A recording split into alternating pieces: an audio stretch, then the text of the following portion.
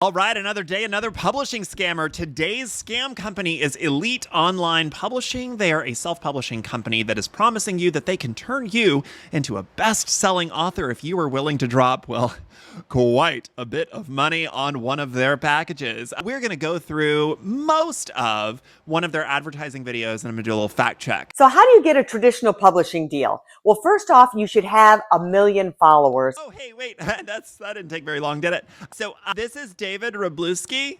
You can see that he's got like 800 something followers. This is a screenshot from just like earlier today, his current follower count on Instagram. You can see that number is not 1 million. He's been on the New York Times bestseller list and also Oprah's book club twice. Just not for nothing. This is the follower count of Victoria Aveyard. She is a best-selling author of like eight young adult fantasy books. This is the follower count of Bridget Kemmerer. She is also the New York Times bestselling author of multiple books. This is the follower count of New York Times bestselling author Ayanna Gray. This is my follower count. I'm not a bestselling author by any means, but I have been published by a Big Five. So, you know. Anyways, let's keep going. I'm sure the rest of the video gets better. Otherwise, they're not even going to give you the time of day. They're in the business of selling books. So what business are you in? So if you don't have a list of people that they know that are fans of yours, raving fans that are going to buy books, they're not even going to talk to you. And even then, they're expecting great things. So they might give you an advance of $30,000 up to, who knows, $500,000. So I guess instead of receiving that money up front, we could find a way to pay you that money up front. I mean, you don't advertise the price of your packages, but you do ask what somebody's budget is on your website and the author submission page, and this is the range. But they want to make sure that they're going to get their money back, which means that's the royalty part. They're not going to give you any royalties until they make all their money back, and then you're going to start to make money. Yeah, that's true. You aren't going to receive any royalties unless your book earns out. Fun fact, though, 75% of books don't earn out. And if I went with a model like yours, I would be left in the deficit, right? Because, like, say my advance is $30,000, but I never hit that. But if I gave you that $30,000 and I never earn out, I've never earned my money back. In traditional publishing, you don't owe anyone money. Even if your book doesn't earn out, you never owe that money back. And most authors, even if they have that many followers, never reach that point where they're getting money after the book is sold. I've gotten royalty checks, so I don't have 1 million followers. So I just wanted to. Sorry, I'm sure that's rather inconvenient to the narrative you're trying to say. Sorry, you continue. Oh, and another point is you have to take a lot of that money and put it into marketing, because traditional publishers do not market your book. Gosh, I wonder if that phrase is going to come back to bite you here in just like a second. They may run a few ads on Amazon and on Facebook. What world do you live in that running ads isn't marketing? But what we've seen from working with some traditional publishers, that the percentage coming back is less than 2% of sales based on the amount of views that they get for that. Kind of how marketing works. You cast a really wide net and it gets a bunch of people. Click-through rate, the click-through to buy rate from like ads or anything that reaches the general public is real low.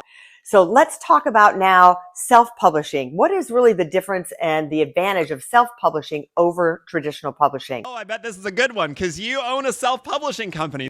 So self-publishing, you get complete control of your book. That's called writing a book. The content of your book, the cover idea. You can negotiate for cover approval in your contract. That's what your agent is for. The editorial part. What does that mean? Because you work with an editor who gives you feedback on your manuscript and then you make tweaks based on that feedback. You don't have to take the tweaks. You don't have to. You do not have to do what the editor is asking or recommending for you to do. This is still your book because, once again, all of that content is yours. And you own all of the content and you get 100% of the royalties. Yes, you're going to have to pay up front versus getting money up front. Oh, hey, speaking of paying up front, did you know that the average author sells between 250 and 500 books a year, and the average book sells between like 1,000 and 3,000 in its lifetime? If I pay you any one of these packages, if I'm the average author, ever going to get my money back? But the other thing is, think about a traditional publishing deal takes 2+ years. I'm not sure where you're getting this calendar from. Now, if you are talking about nonfiction, then that you could have a pretty long lead time because you have to actually draft, edit, and revise the book during that period. Like with my last book, The Dabbler's Guide to Witchcraft, I had a 6-month lead-in time at the beginning of that contract. I had to actually write the book because it was sold on proposal. But the production period of the book is like 6 months. I mean, 2.5 years is a very long time for a book. It's not out of the realm of possibility, but it would be a very long time. 12 to 18 months, sure. But also what you have to realize what's happening during that time is drafting, editing, revising, if it's sold on proposal. If it's not sold on proposal, developmental editing, revising, copy editing, line editing, past pages, and then it enters production. You're talking book cover, arcs, marketing, all of that kind of thing. I mean, you want that time. You're making it sound like that's a bad thing. You actually want that amount of time, one, to make the book good, and two, to build enough buzz so that other people know to buy your book. Where a self-publishing deal, you're going to get your book published probably within 6 months if you already have your manuscript, and maybe 6 months to a year if you have to create your manuscript. See, told you. So it's time and control that are the big things. So the other part is that you are going to feel like you have the publishing handcuffs when you're with a traditional publisher. So we're going to dive into control a little bit. So what do I mean by control? Meaning we had one author that was working with McGraw-Hill. Don't mean to call them out, but McGraw-Hill would not republish her old books because they said, no, we're not going to do a reprint. Publishers aren't under any obligation to pick up your backlist. Ever at all. This is a business transaction. Like it's like you're walking around and saying, hey, I'm selling pizza, and somebody says, yeah, I'd like to buy your pizza. The person buying your pizza is the publisher. But then in this situation, you're saying, hey, I also have this box of sandwiches. Don't mind the ooze and the mold on it. They are several years old because nobody wants them. Would you like these old sandwiches? And the person buying your pizza, in this case the publisher, says, no thanks, just the pizza. But now I'm also concerned about the pizza. So no thanks, just the pizza that we want. I don't want your old sandwiches. Maybe you should throw those away. They are under absolutely no obligation to pick up your backlist. Why would you ever think they would? So all of her other books she had published with them were out of print, even though she was publishing a new book and she thought she could get momentum for the other book. They were like, nope, we're not going to reprint those. Then she wanted her book in a paperback and they said, no, we're not going to do that either. So if that would have been with a self-publishing company like us at Elite Online Publishing, she would have been able to say, I want it in paperback. Yeah, and if I'm printing photos at home, I can have them in glossy and matte and whatever I want. Yes, we can do that. And guess what? They decide on the price of the book. Why would you ever have any input on the price of your book at a traditional publisher? What is that doing for you? The price is based on like the materials and making sure that everybody gets paid. Like the only reason to want like control over it, like to artificially inflate the price or something, is to like price gouge your customers and make a book that is artificially more expensive than it should be. They will tell you, oh no, this is the price and we're not going to change it. Where if you're self-published, you can run a Black Friday special. Published books get Black Friday sales too. My books have been down to like 99 cents before for the Kindle version. Barnes & Noble runs half off hardcovers. There's always like 25, 30, 40, 50, sometimes more percentage off. Remainders get sold. Stuff gets... What is this? Let's say you're speaking somewhere. You can change the price if you want, just for that group. You can include an audiobook as a bonus. Okay, honey, I'm going to blow your mind when I say this, but traditionally published books also have audiobooks. Because you control the audiobook and all of the content. So that's some of the big advantages of when you are publishing yourself. I love telling the story like Taylor Swift.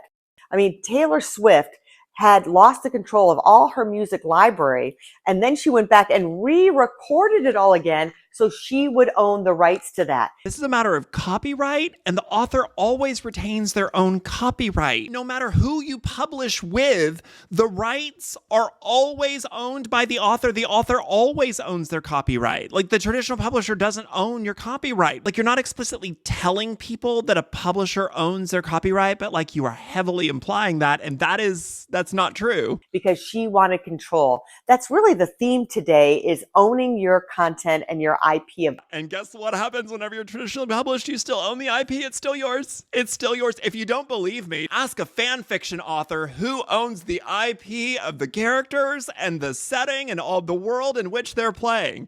Is it them or is it the author? Everything that you create. And when you self-publish, you get to do that. So I think it's real important to look at those things and decide what you want to do. So number one, I think you're a candidate for traditional publishing if you have over 1 million followers. Not true.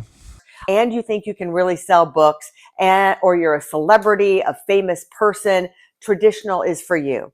But if you're not any of those things, and let's say you're an entrepreneur, you're a CEO, you're a thought leader, you're a speaker, then you should go with the self-publishing route. Now, things you should look for when you're looking for a self-publisher, we at Elite Online Publishing always say, do your background check. You did say on your website that you're going to turn people into a best-selling author. I just took a little sneaky peek through your authors. And what I think is really interesting is this use of the word bestseller, because when you say that you are a best-selling author, a reader, like most people, most of the time, assume that that means you got on some kind of list, right? Like the New York Times bestseller list. Yes, but if it's not there, maybe the indie bestseller list, maybe the USA Today, maybe the Sunday Times, like some kind of list somewhere, and hit some kind of metric and were recognized as a best-selling book. But what I think you mean is that you got somebody an orange flag on Amazon, and what you're being disingenuous about there is that if that's the case, if that's what you're hanging your hat on, that somebody got an orange flag on Amazon, you need to be honest about the fact that, one, those categories update multiple times a day. So you could be a bestseller at lunch and fall off it by dinner. And the other thing is, you can game that system by sticking your book in some random category that doesn't have a lot of high value, like high market competition, and sell a couple dozen books and get an orange flag. Were you a bestseller? Are you, when you use that word, are you saying what other people think you're saying, or are you using language to be intentionally vague and claim titles that you haven't earned? Look at all of the publishing's clients. Make sure that they are reputable. Oh, I'm good. I don't think y'all needed to see the rest of that video, did you? You get it. Anybody who's telling you that you need a specific follower count, that you need to spend a ton of money to self-publish, or any of this other mess, clearly does not have your best interests in mind. You don't have to pay any money whatsoever to get self-published, but you also do not have to have a giant follower count to get traditionally published. I promise you, like, all of these weird scare tactics that float around, like all of this misinformation about traditional publishing from people in the self-publishing sphere who are just companies trying to milk you for crazy amounts of money, they do not have your best interests in mind. Do not listen to them. Please do not get scammed. Thank you. Goodbye.